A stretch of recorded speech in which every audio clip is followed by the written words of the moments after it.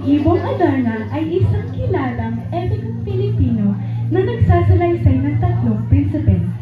Sina Don Pedro, Don Diego at Don Juan na naglakbay upang hanapin ang mahiwagang ibon na Adarna na may maharang magpagaling sa kanilang amang hari. Sa kanilang paglalakbay, hinarap nila ang iba't ibang pagsubok na nagturo sa kanila ng mga aral tungkol sa sakripisyo, katapatan at pag-ibig. Ang kwento ay hindi lamang isang pakikipagsapalaran, kundi isang pagninilay sa moralidad. Ang Ibong Adarna ay isa sa dula ng mga mag-aaral mula sa ikapitong baitan upang mas maunawaan ang mga mensaheng taglay ng epiko. Ibong Adarna. Sa gitna ng kagubatan sa may batuhan, lumapit si Don Juan sa Dahing Maria upang humingi ng gabay. O bending kaibig-ibig, inanaming nasa langit, liwanagin ka rin isip, nang sa layo di mamaling.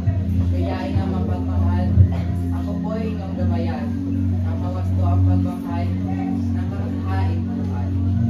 Noong unang panahon sa Bantana, namamayari ang isang kaharian kung saan iginagalang si Haring Don Fernando. At kinikilala ang kanyang ina, si Doña Valeriana. Hindi lamang sa ganda, kundi pati sa kabutihang asal. Mayroon silang tatlong anak na itinuturing na haligi ng kaharian.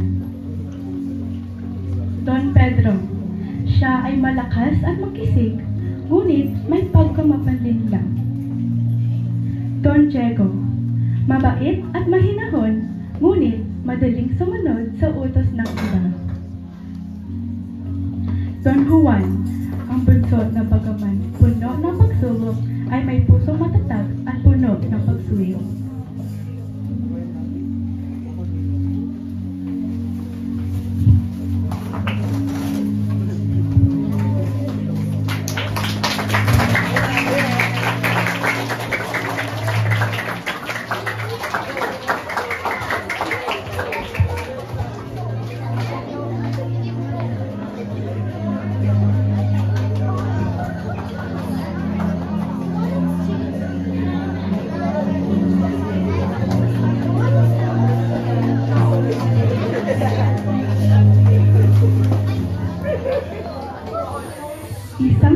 Isang gabing mahimbing na naginip ang Haring Don Fernando.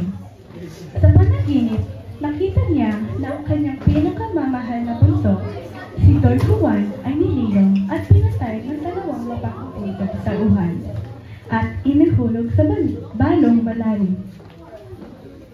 Nang magising siya, labis ang kanyang pagbibigla at lungkot. Mistulang butot balat na lamang ang kanyang katawan. Sa awa ng Diyos, isang manggagamot ang dumating at kinausap siya. Ay isang ibong maganda, pangalan na Adar. Pag iyong narinig ang kanyang awit sa oras ng karamdaman, giginhawa ka niya. Kaya mahal na mula ka ako, ipagkuha mo sa ating ibon upang lunasan ang nadalang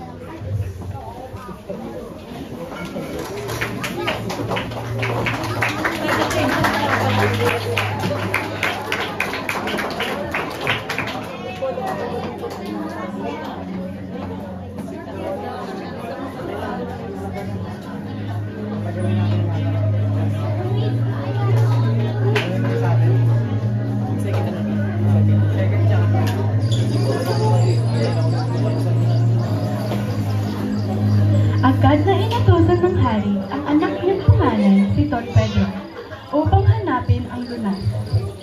Sumunod si Don Pedro, ipinakita niya ang kanyang kabayog sasakyan.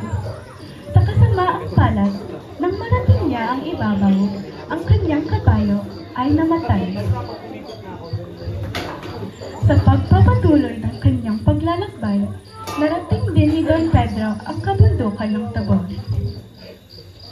Sa kanyang pagdating, nasilayan niya ang isang namumugdang punong may magulong sanga at kakaibang dahon.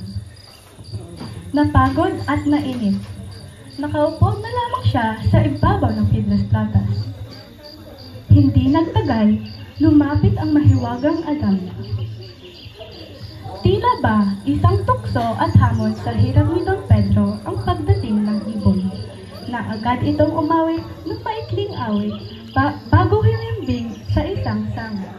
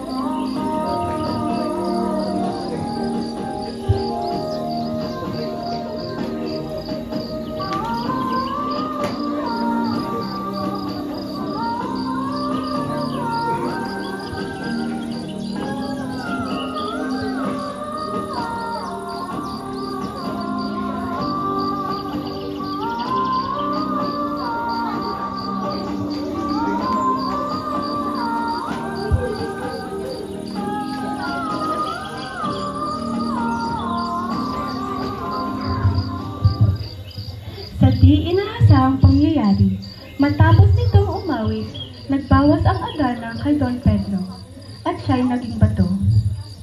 Biglang naging batong buhay ang prinsipe sa punong kinasandalan.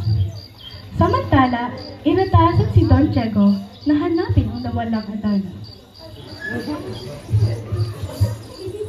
Hindi niya alam na siya pala'y nahulog na sa tabor sa pakay ng paghahanap.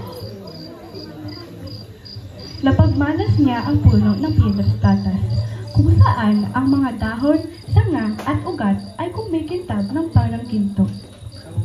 Nang lumalim ang gabi, nakahanap siya ng matatagpo ang batong dooy kanyang pinahingaan. Muli dumating ang ibong Adarna.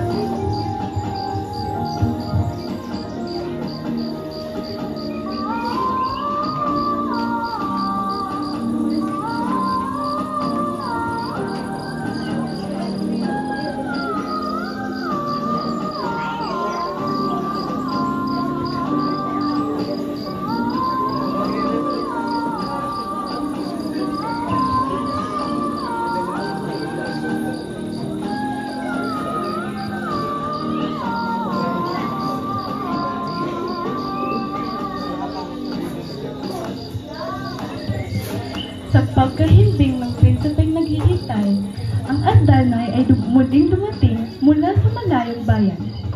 Sa lambing ng kanyang mga awit, napikit ang mga mata ni Don Diego at tila nakalimot sa daigdig. Pagkatapos ng kanyang kanta, nagbawas ang Adarna kay Don Diego at siya din ay naging bato. Kapiling na lamang ng bato si Don Pedro, tila mga putod na may buntong nagkukubli.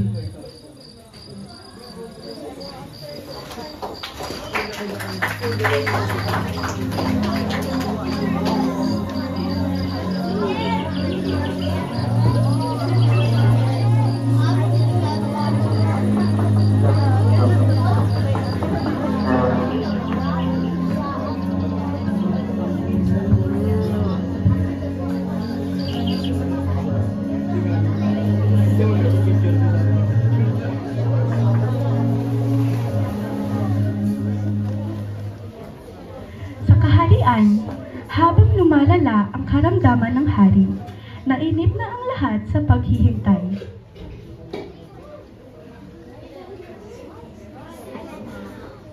Ama ko, hayaan mo po ang inyong bunso na magpaaral. Ako na ang hanap ng lunas sa inyong karamdaman. Ang biyayang ipinagkaloob ng hari ay sinamahan ng mga luha at hindi masukat na pagdadalamhati ng inang naghihirap.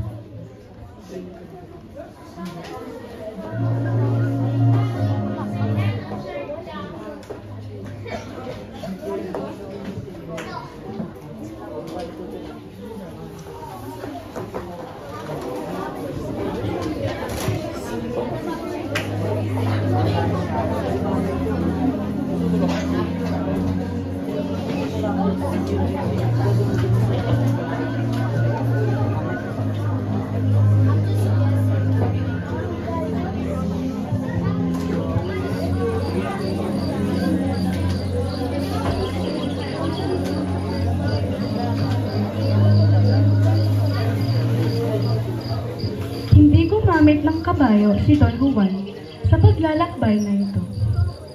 Tapat siyang hinarap lahat ng paghihirap. Sa kanyang paglalakbay, nakatagpo siya ng isang matandang ermitanyo sa gitna ng kagubatan. Nang pansin ni Don Juan ang isang matandang sugatan at sa kabila ng kanyang sariling hirap, ibinahagi niya ang tinapay na kanyang dala. Ibinahayag ng matanda ang kanyang pasasalamat at nagbigay ng mahalagang babala. Kaya ngayon itanim mo sa iyong puso ang araw. Mag-ingat ang mga bato.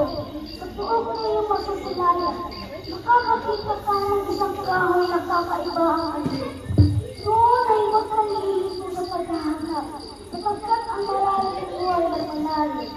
Kaya pa, makakakita ka ng isang bahay, at ang tao na ayaw na magpatungo sa pagpatungo ng buong alaala.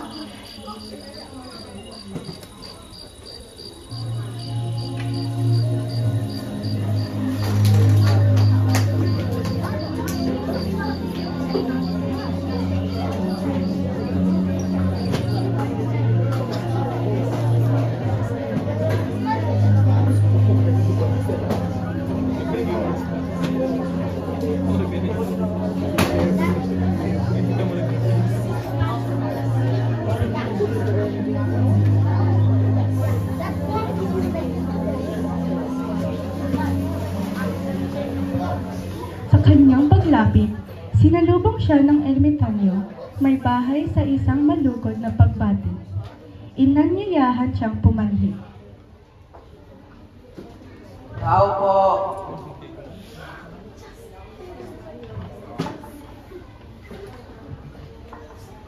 Lahat po ay aking binata dahil sa pag-asang makuha ang adalang may matamis na awit. Don Juan, ang iyong kakay ay tunay na mahirap. Ang adal ay isang engkantadong ibon na hindi lamang basta-basta matatalo. Nais itong awit itong maganda, at iba't ibang ano na kalibong ilalabas. Upang mapagkagal mo ang makikinig sa kantang ito, bibigyan kita ng panlabang panatok. Narito ang labaha at itong layang hilog. Bawat isang iyong pakikinggan ay samahan ng hiwang labanan. Galhin mo rin itong likas. Kaya mo ito at ito magtatagal sa kapangyarihan ng lahat.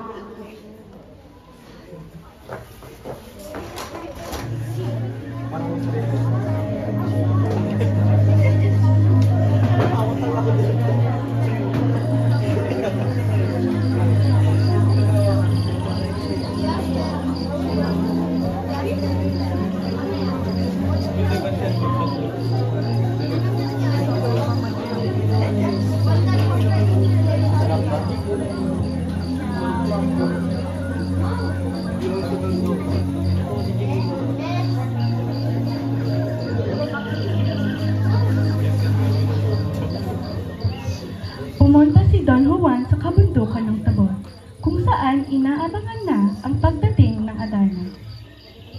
Hindi nagtagal, nakita niya ang ibong dumarating.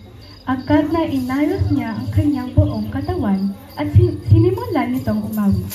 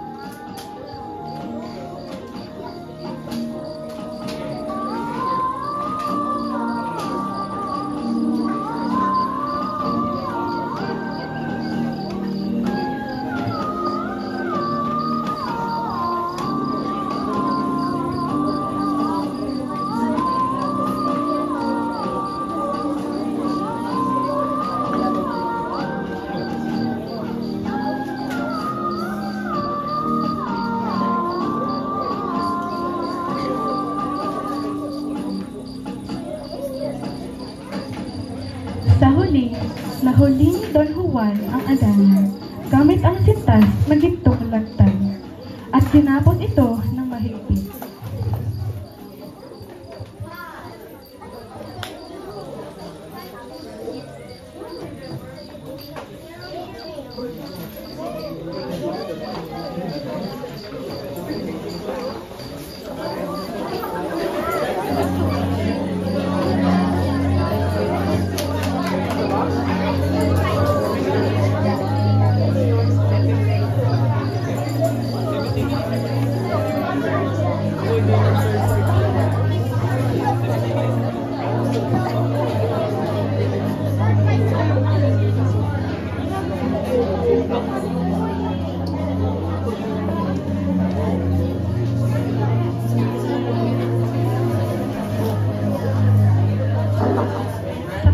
Sa galakang halos hindi masukat, ipinamalas ng ermitanyo ang kanyang utos. Yan mga ay kunin mo. Madali ka sapagkat may utos pa ako. Punuin mo ito ng tubig at ibuhos sa dalawang batong upang sa bato'y sumilay ang dalawang halo. Tinupad ni Don Juan ang utos. Hinulugang kahandahan ang tubig sa mga batong nakapunta.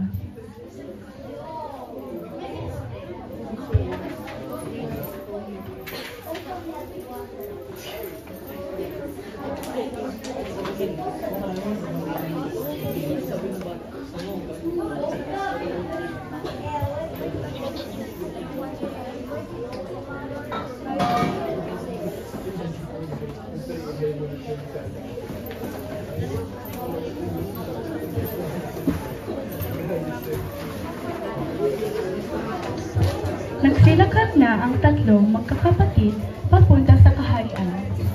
Ngunit sa kanilang paglalakbay, nagbalak sina Don Pedro at Don Diego ng kataksilan laban kay Don Juan.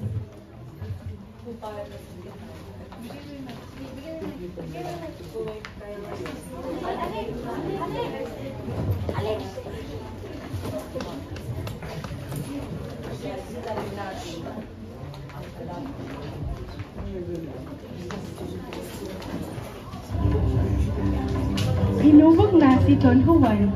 Hindi man siya lumaban ng buong tapang. Tinamaan siya ng mga suntok at tadyak hanggang sa walang maasahan.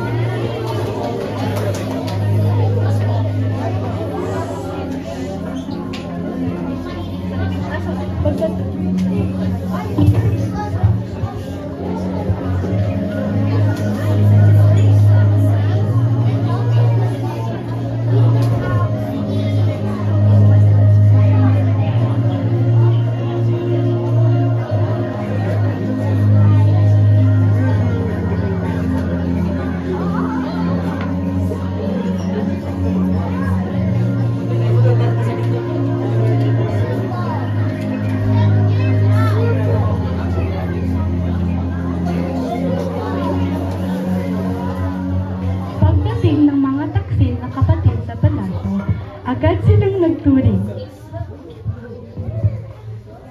Ang Adarna'y dala namin. Ito ba ang Adarna? Bakit ba kapangit manglaman?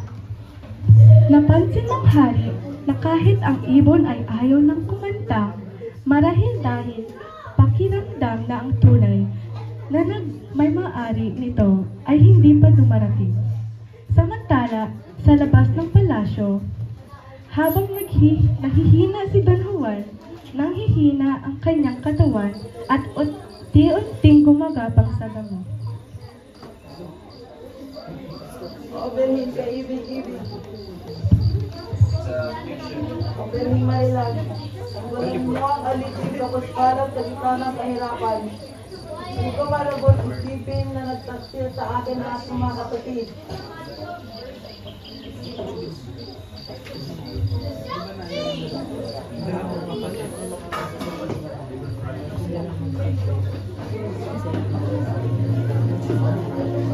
Sa labis ng isang bundok, may isang matandang lumapit at tinulungan si Don Juan. Hinagod niya ang salanta, pinaglagyan ng gamot ang mga sugat at laman na nalasog.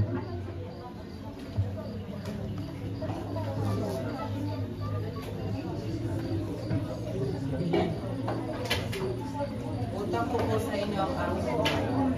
Ano kaya karatos dapat ay ganti ng aking pagkabalaan?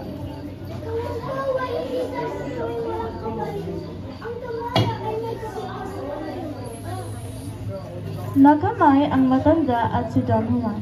Bago sila naghiwalay, siya umalis patungong Birmania, dala ang bagong pag-asa.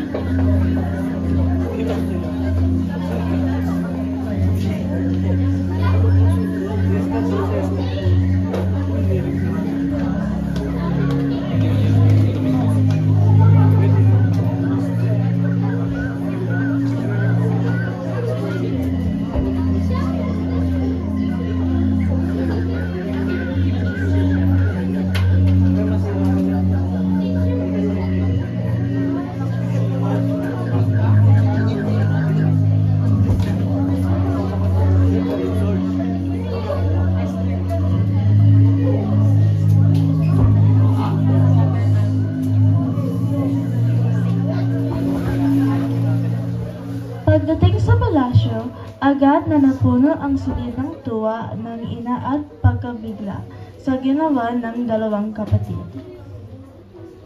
Magkagayoy, ang Adarna ay muling pumayag sa pugad at ang balahibong pangin nito ay napalitan ng kaayusan.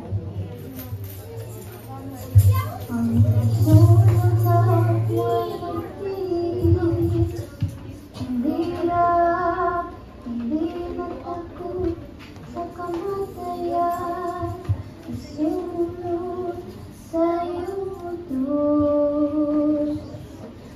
Samantala, dalawang muna, ay nagigulungin muli na buhay. Itulong ang isang pagaling na hindi tayo.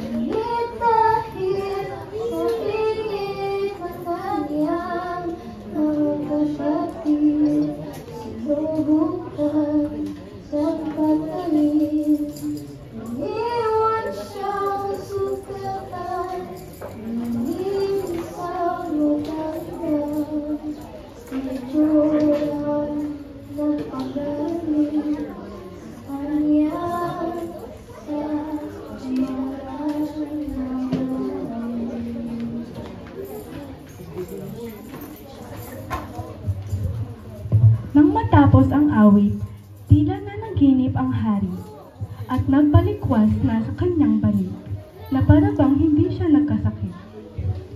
Agad na ipinatawag ng hari ang lahat ng kagawad at inalatag ang parusang ipatapon ang dalawang taksil na kapatid.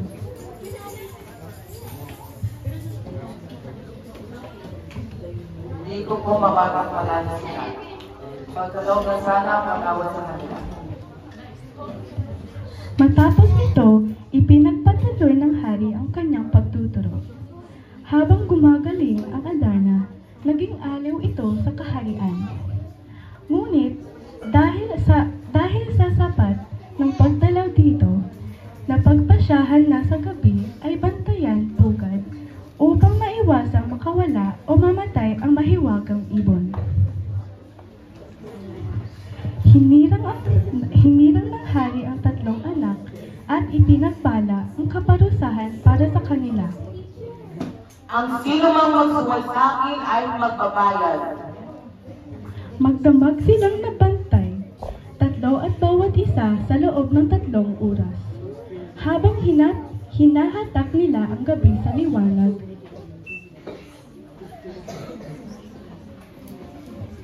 Ngunit sa kabila ng lahat, ang inggit ay umusbong. Si Don Pedro, na pinatawad sa mga di nararapat na gawa, ay nagplano ng lihim na ipaghiganti sa kanyang kapatid. Isang gabi, habang nag-iisa, nagpasya siyang ipagganti ang kahihiyaan kanyang sarili.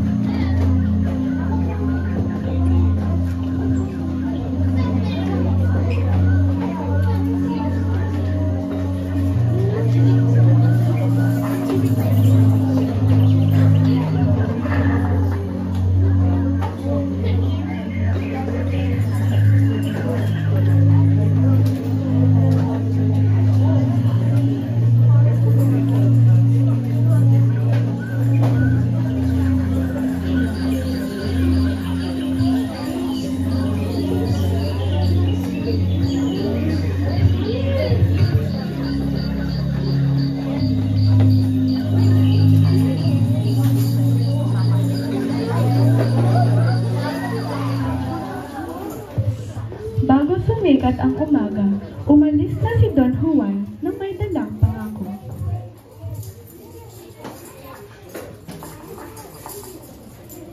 Ito ang maganda. Nagtatago ang may sala. Sinundan siya ni Don Diego at Don Pedro. Ngunit sa kanilang paghabol ay nagkawatak-watak sila. Matagal nang nakatago si Don Juan sa Armeniang kabundukan.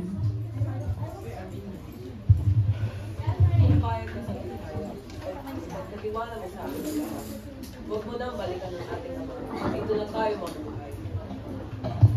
Nag-usap ang magkapatid na may haring maging magkakasama sa kabila ng lahat.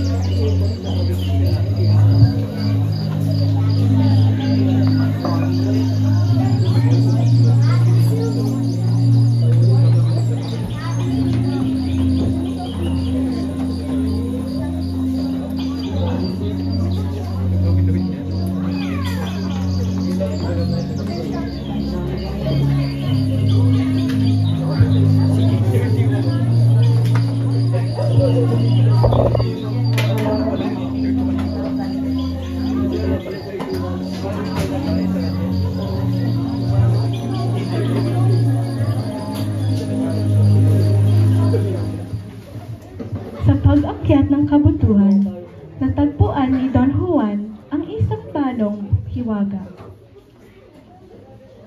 Itong balong ito ay may kakaibang hiwaga. Dapat itong lusungin at unawain. Sa pagbaba niya, nagtali siya ng lubid at naghanda sa mga pagsubok. Habang patuloy ang kanyang paglalakbay, sinalubong siya ng isang hindi inaasahan tagpo, si Doña Juana. Lalim ng damdamin ang pumukaw sa kanilang puso. Ngayon, saan pinalilin ang mga sa kanan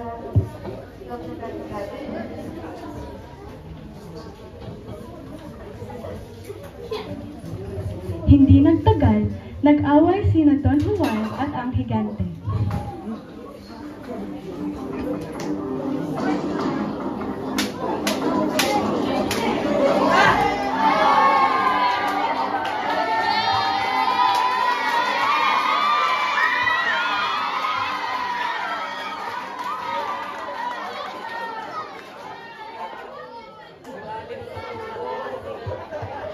Nagpamuok ang dalawa.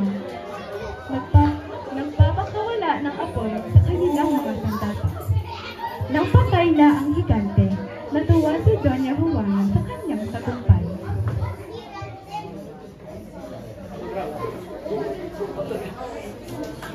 Doon mo ang aking sa tuloy na Nananawa siya. Sabihin siya galing ko din para sa akin. Ngunit, bilang magpangamba ako, sasunod ko sa kanya. Nagkasal sa akin, ako ang dating na pangalan.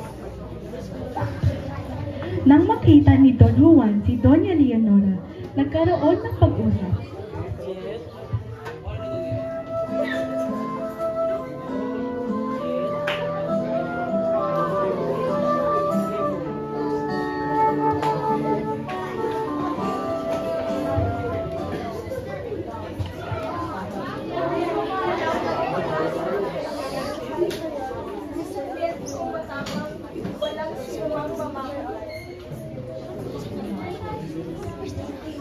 Hindi ko itinuturing na mapatay ng kalamat. Kaya kong dalhin ang dusa at hirap dahil sa pag-ibig sa iyo, minsan ka.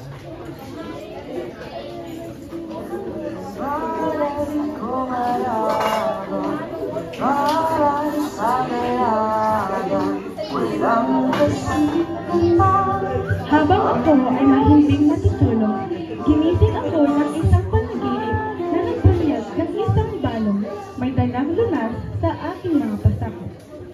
Naroon daw ang tala ng aking kapalaran at ikaw nga iyon, o Leonora, ang pinakamamahal. Kaya pawiin mo na ang agam-agam sa iyong puso. Sa iyong matibay na pangako, tayo'y maging isa.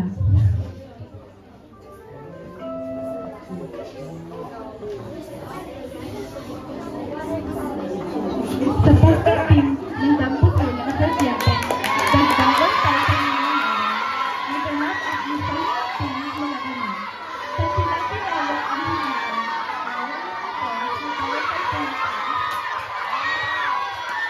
ngunit sa tapang at ulis ni Panginoon, nagtawag pa isa.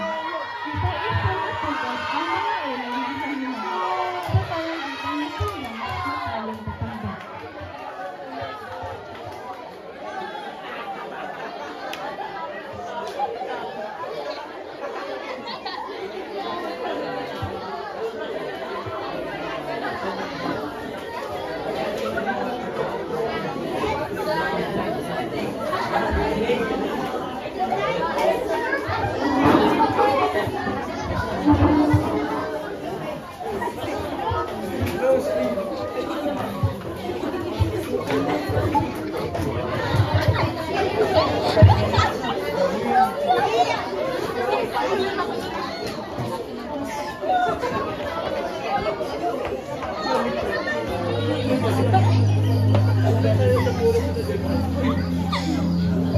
Habang sila'y naglalakad pa uwi sa Barbanya, biglang naalala ni Doña Leonora ang isang mahalagang bagay.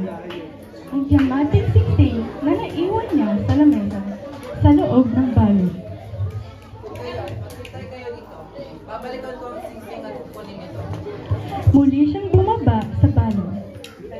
Ngunit sa isang iglap, ang traidor na si Don Pedro ay walang awang. Pinutol ang lubid dahilan upang mahulog si Don Juan sa kailaliman.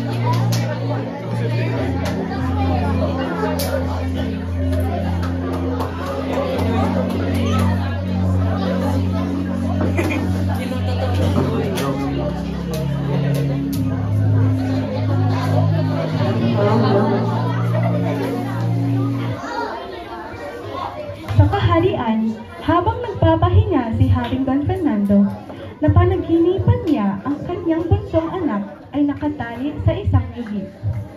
Gapos sa matibay na lubid, tinadyakan at itinulak sa isang malalim na bangin.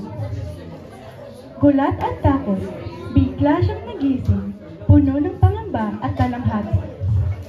Samantala, sina Don Pedro at Don Diego ay nagbalik sa kaharian at ipinakilala ang dalawang prinsesa sa kanilang ama.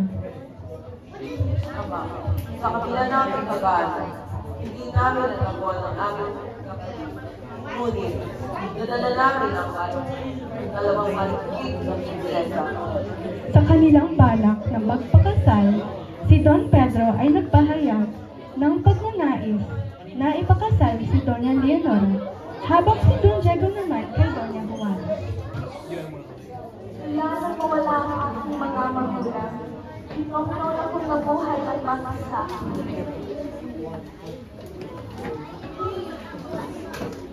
Kung iyon ang kanyang panata, kairanin natin ang kanyang kagustuhan. Ngunit, Don Pedro, hanggang panahon, siya nga'y magpagkat ang iyong nais.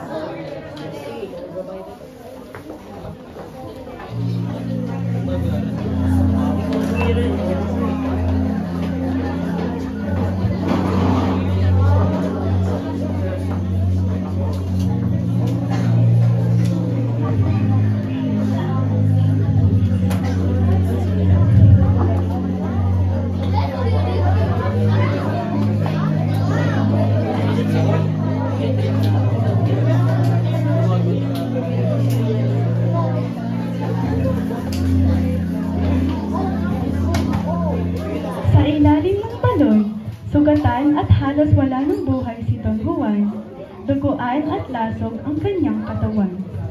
Subalit sa awa ng Diyos, isang mahiwagang lobo ang dumating at ginamot ang kanyang mga sugat. Sa pamamagitan ng kanyang himalang langis at kanyang pag-aalaga, muling nabawi ni Don Juan ang kanyang lakas. Pagkalabas ng balon, nagpaalam ang lobo at lumisan sa kabundukan. Sa kanyang pag-iisa, dumating ang ibong Adana at nagbigay ng pahayag.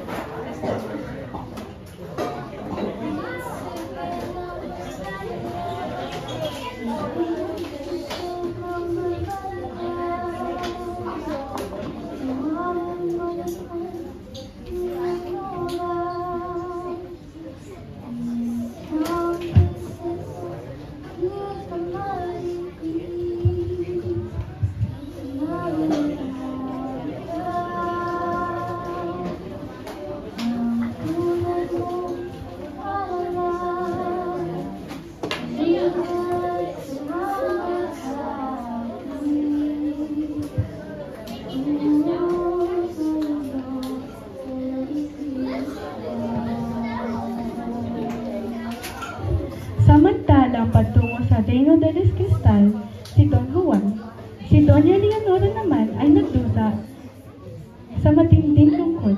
Sa kanyang silid, araw-gabi siyang lumubuhat. Hindi maalis ang pag-aala kay Don Juan.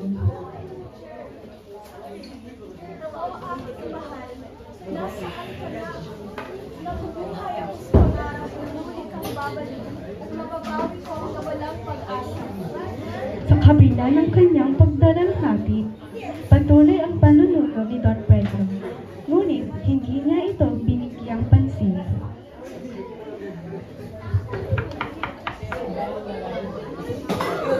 Kailan mo ako bibigyan ng pagkakataon? Hindi ba magbabago?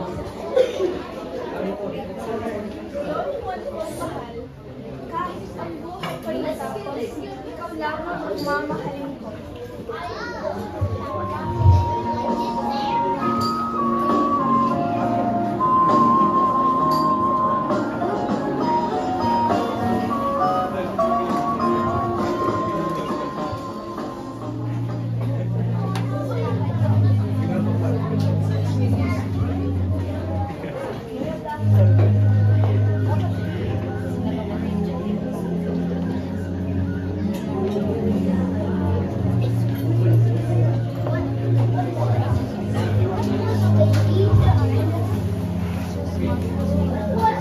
Nagpatuloy sa kanyang paglalakbay si Don Juan. Sa loob ng 5 buwan, tinawid niya ang 7 bundok at tiniis ang 7 hirap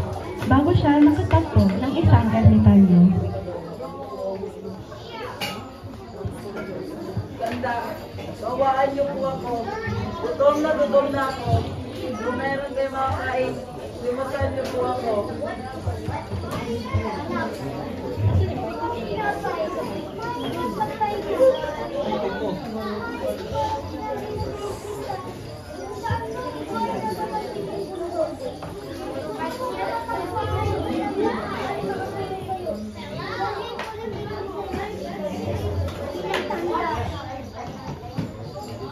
Sa pagtuturo ng ermitanyo, natagpuan ni Don Juan ang isang agilang mag-aaring maghatid sa kanya sa Reino de los Cristales. Pagkatapos ng mahabang paglalakbay sa himpapawid, sila ay nakarating sa isang kaakit-akit na paraiso. Dito na kita iiwan. Maghintay ka sa ika-4 na oras at darating ang prinsesa. Mag-ingat ka at huwag magpahalatang ikaw ay isang dayuhan. Magpalit ka at magmamagisa sa mga Ang kagandahan ni Doña Maria ay walang kapantay. Kahit pumikit pa ang mga mata ng sinuman, siguradong sisilaw sa kanyang alindog.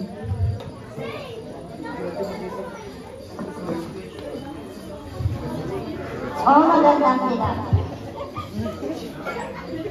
Magandang dilag na sa akin ay busilag. Kahit sa hirap, dalawang tuwala. Nang makita ni Don Juan ang prinsesa, hindi man niya kayang pigilan ang nararamdamang pagmamahal. Kinuha niya ang mga damit ng prinsesa at binigay siya ng lubos ng pagkagalit. Ngunit nagalit ang prinsesa, iniisip na may kasamang hindi maganda ang ginawa ni Don Juan. Huwag mong masamay ng ginawa mo, mahal na prinsesa. Nagdalo sa traffic ang parusa ng iyong pagkain.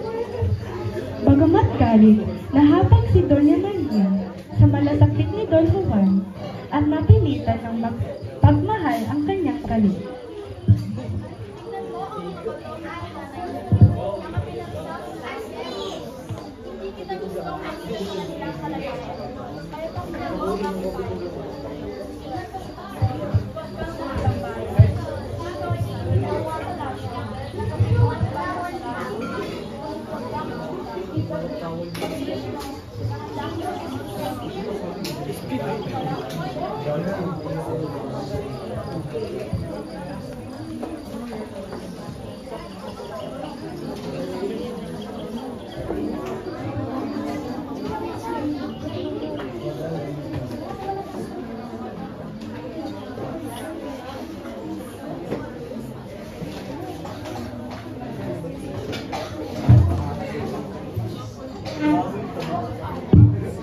Ang puso ko ay puno ng kalungkutan. Ang tanging hanap ko ay isang langit. Ngayon, sa palato, umakyat ka at dito natin mag-usapan ng iyong mahalagang layunin.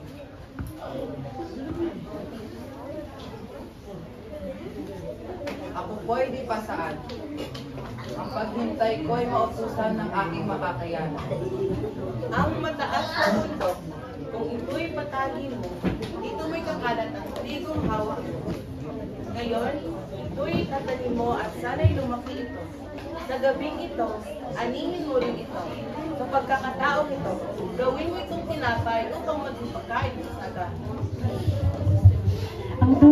Ang tunog ni Doña Maria ay higit pa sa kanyang ama. Hawak niya ang mahiga, nakakabilib at nakakatakot.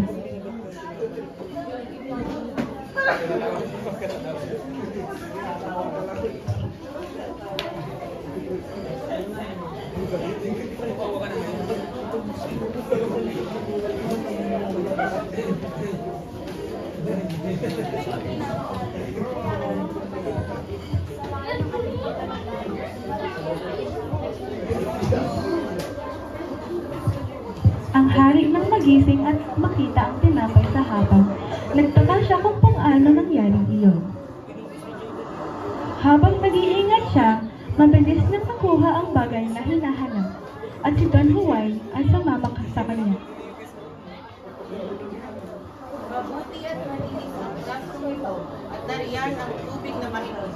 Marami akong taong mabait, pinalawang negrito na sa kulay aking mahal ng mga alaga, gusto kong itabuhin ang kanilang tahanan at isilid sa bahay ng namin. Sa agaan sa umaga, gusto ko sana makasama ang mga negrito sa akin.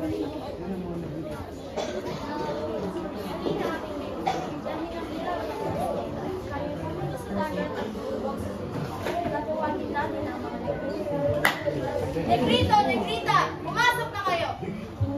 Kapag dumating sila, papasok sila agad sa presko at hindi magkakaroon ng pagkakataong magprotesta laban sa galit ni Doña Maria. Nagpasok na ang mga negrito nanginginig sa takot at nang mapasok sa presko, walang kibo at nakapunot ang kanilang mga mukha. Nagising si Haring Salerno at napansin ang mga negrito sa presko. Naguguluhan siya sa mga pangyayari.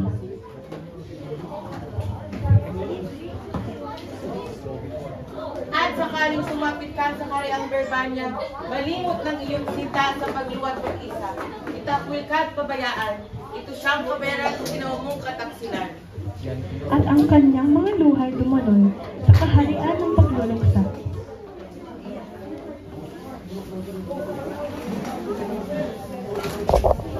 Okay guys.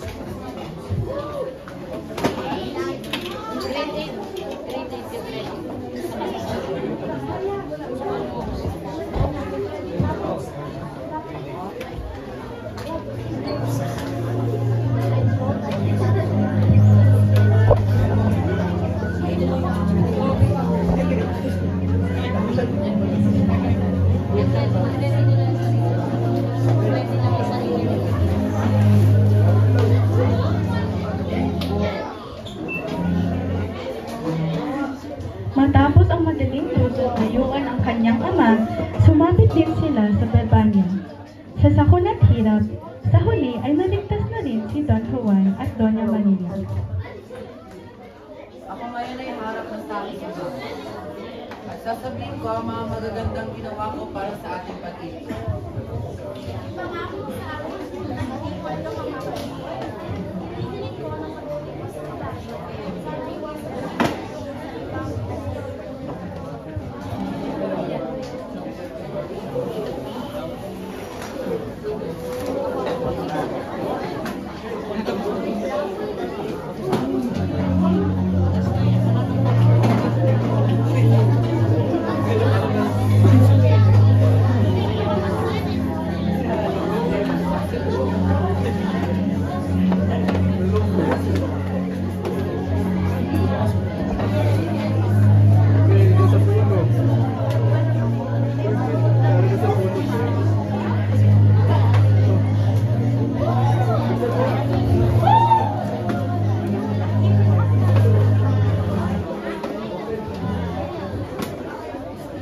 Sa loob ng kaharian, pinayagan na ang kasal nila Don Juan at Doña Leonora.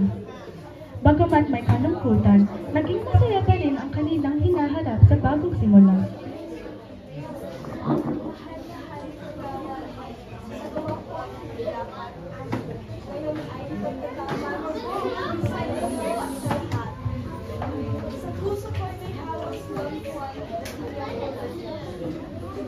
Si Harry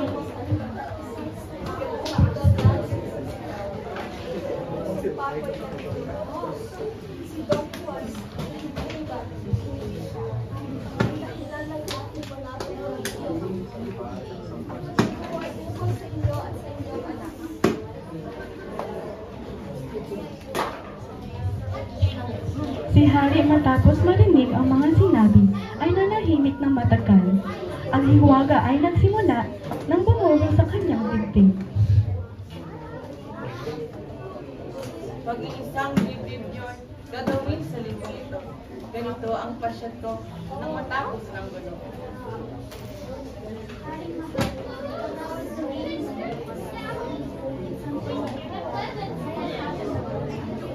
Ako po'y nagtasin sa amay na ito. Kahit lamang sa iyo, pag-iwan.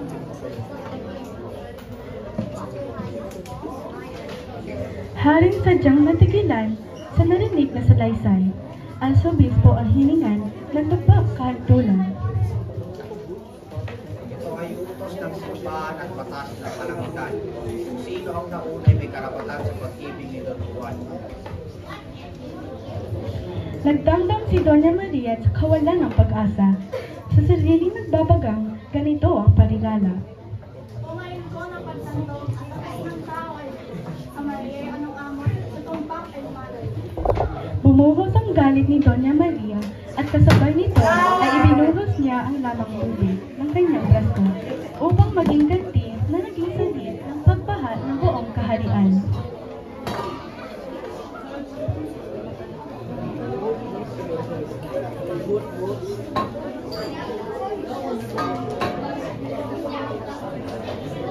Magluwag natin diyo sa galit na kinikimkim. Kahit ano ang marating, ako'y iyo'y ikaw ay akin. Arsobispo at amang mahal, ako ngayon ay kasal ni Doña Maria Pilar.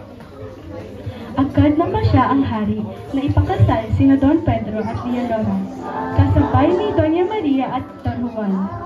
Masaya si Doña Maria at si Leonora na hindi tumutol.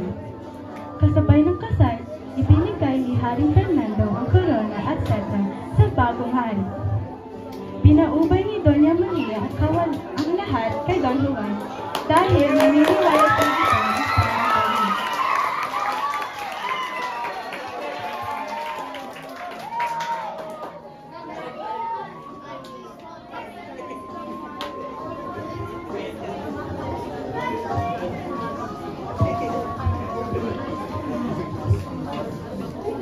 Sa huli, napagtanto ni Doña Maria na bagamat may mga pagsubok, sila ay magtatagumpay at ang mga tadhana ay magdadala sa kanila sa isang masayang kinabukasan.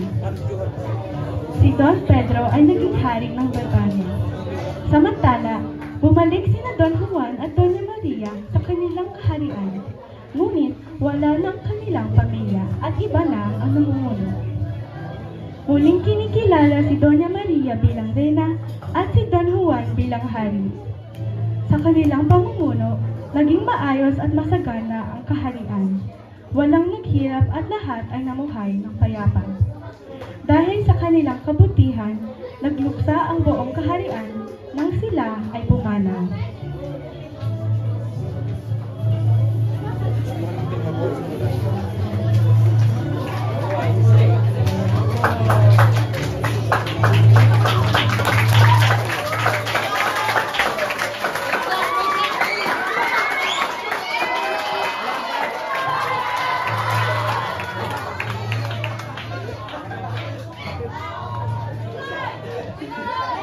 Hayang bilang ermitanyo. Hayang bilang ermitanya. Gia bilang Doña Juana. Angelic bilang Doña Leonora. Maxine bilang Maria Blanca.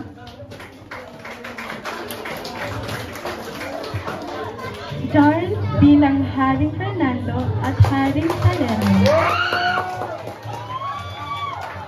Shamsa bilang Reyna Belriana.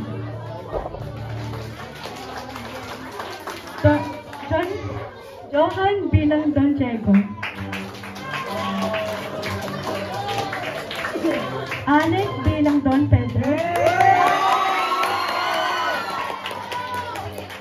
Julian bilang Don Juan.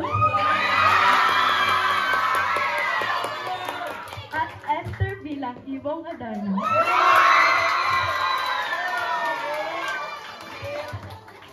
Ang wakas.